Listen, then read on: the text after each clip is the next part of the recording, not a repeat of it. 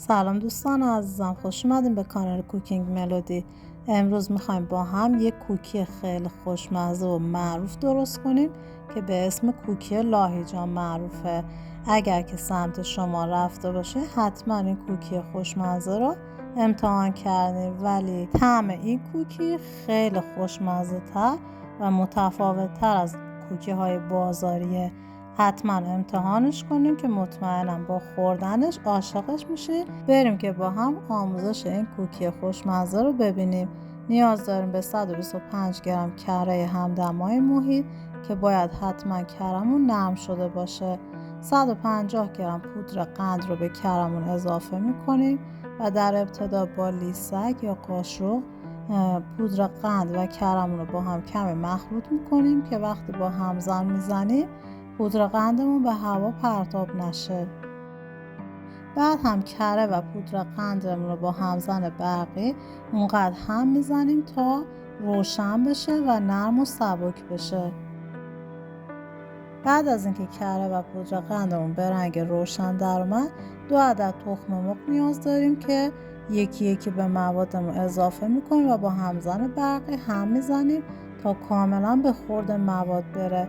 حتما تخم مرغ رو دونه دونه به مواد اضافه کنید و حدود 1 دقیقه با همزن برقی هم بزنید تا کاملا به خورد موادمون بره. 320 گرم آرد سفید قنادی نیاز داریم که بهش 1 قاشق چایخوری بیکینگ پودر اضافه میکنیم. 1 قاشق سوپخوری پودر کاکائو اضافه میکنیم و نصف قاشق چایخوری دارچین. مواد خشکمون رو با هم دیگه مخلوط میکنیم و طی چند مرحله روی موادمون علک میکنیم و با لیسک کاملا مخلوطشون میکنیم.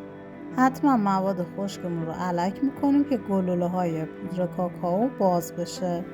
دوستان عزیزم ممنون میشم اگر تا اینجای ویدیو رو دوست داشتید حتما ویدیو رو لایک کنید، کانال رو سابسکرایب کنید و ویدیو رو با دوستانتون به اشتراک بذارید.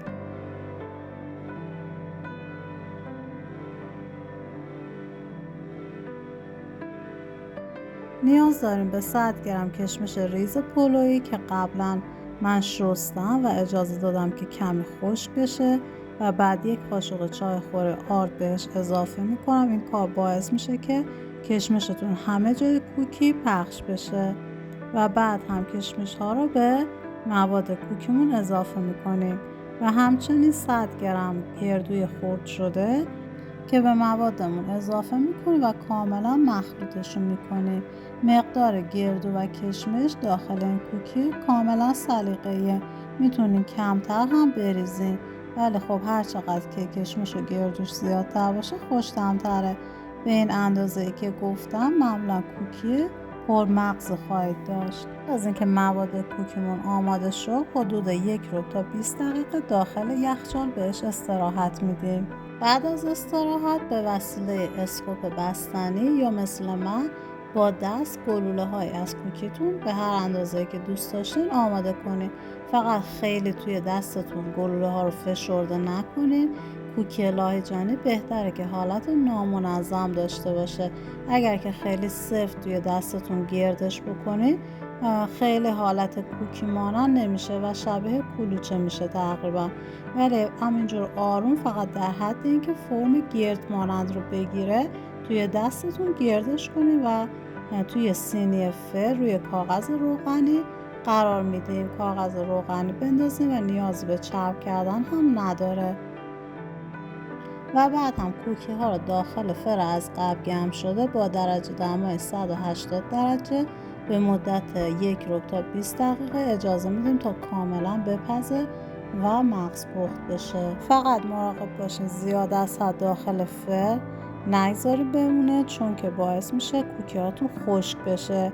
بین 15 تا 20 دقیقه کافیه، بیشتر از 20 دقیقه داخل فر نمونه.